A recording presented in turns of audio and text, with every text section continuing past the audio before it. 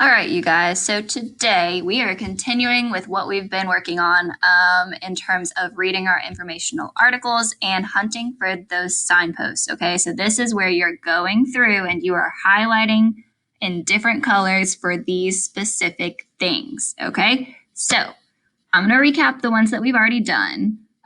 First thing is numbers. Okay, so any dates or numbers that are either written or in number form.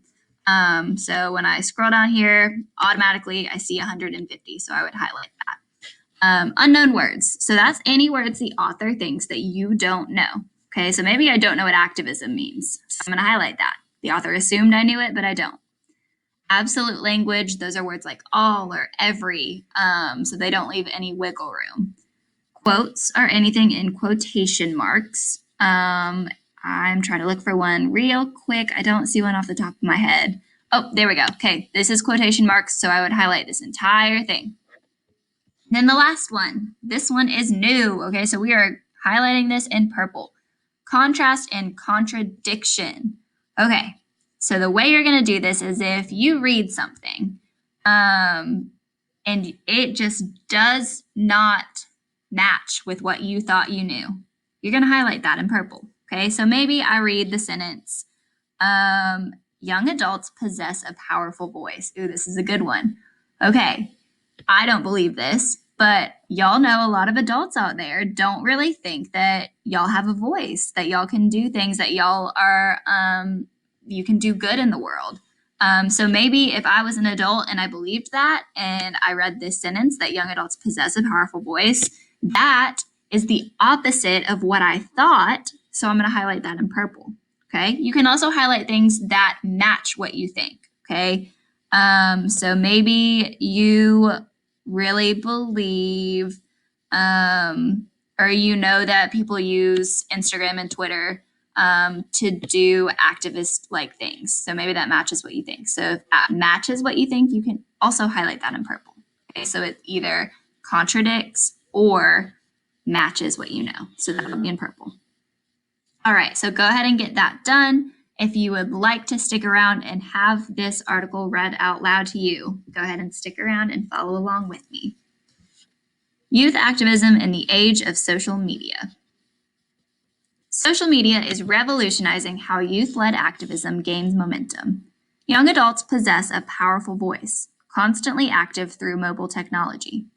The power of that voice was evident around the world when 4 million young people protested across 150 countries in September of 2019 to demand urgent action on climate change in one of the largest youth-led strikes to date. While the climate strikes are one of the more recent success stories of youth-led protests facilitated by social media, they are certainly not the only instance of vast turnout and successful political organization at the hands or fingers of young people. March for Our Lives, a series of reactionary protests for gun control legislation following the 2018 Parkland High School shooting, is one of the most notable examples of successful youth activism prior to the climate strikes.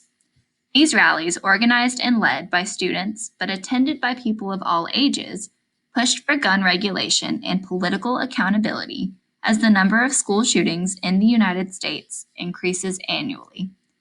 Meanwhile, organizers used platforms like Twitter and Instagram, chiefly the hashtag #MarchForOurLives, to rally support and to rapidly spread important information.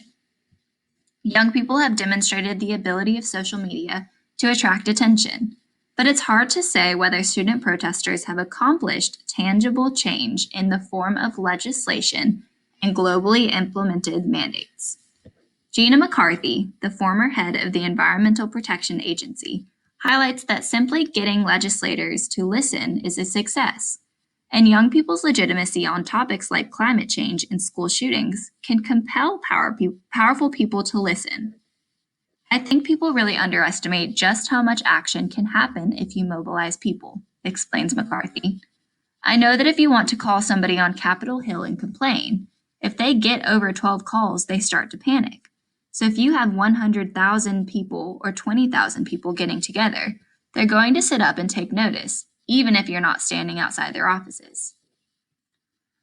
Maybe what's more meaningful is not, did they get some demand met, but do they have the kind of forward momentum to keep going and seek more goals, whatever those goals may be? Social change and activism hashtags. 1, hashtag social good. This hashtag can be used to discuss any topic related to social good. Closely related, hashtag social change. 2, hashtag cause or hashtag causes can be used to discuss subjects related to social causes. 3, hashtag volunteer, hashtag volunteers, and hashtag volunteering all seem to be equally popular when talking about or looking for a volunteer opportunity. 4, hashtag for change. This hashtag was created to flag a monthly chat on how social media is helping to foster change. 5, hashtag video for change is used to feature successful and creative video advocacy examples. 6, hashtag give back. Use this hashtag to talk about giving back to your community. 7, hashtag do good. Support the movement to do good and share your good deeds with the world.